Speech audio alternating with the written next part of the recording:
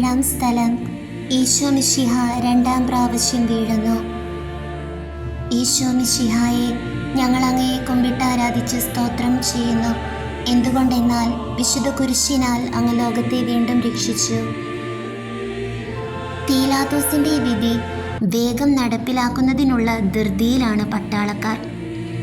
കുരിശ് ചുമക്കാൻ ഇപ്പോൾ ശിമയോനുള്ളതിനാൽ വേഗം നടക്കാമല്ലോ എന്നാണ് അവരുടെ ഭാവം.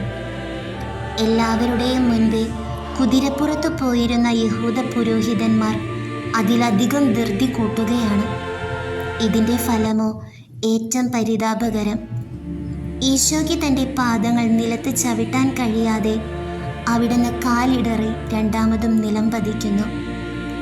ഈശോയെ, മറ്റുള്ളവർ ഞങ്ങളെ വീണ്ടും വീണ്ടും വേദനിപ്പിക്കുമ്പോൾ പരാതിയുടെയോ പിറുപിറുക്കലിൻ്റെയോ ഭാവം കൂടാതെ അവരെ ഹൃദയത്തിൽ ഉൾക്കൊള്ളുവാൻ, ഹൃദയം തുറന്ന് അവരെ ആത്മാർത്ഥമായി സ്നേഹിക്കുവാൻ തക്ക വിധത്തിൽ ഞങ്ങളുടെ സ്വാർത്ഥത്തെ വെടിഞ്ഞ് ദൈവസ്നേഹം നിറഞ്ഞ മനുഷ്യരായി ഞങ്ങളെ മാറ്റണമേ.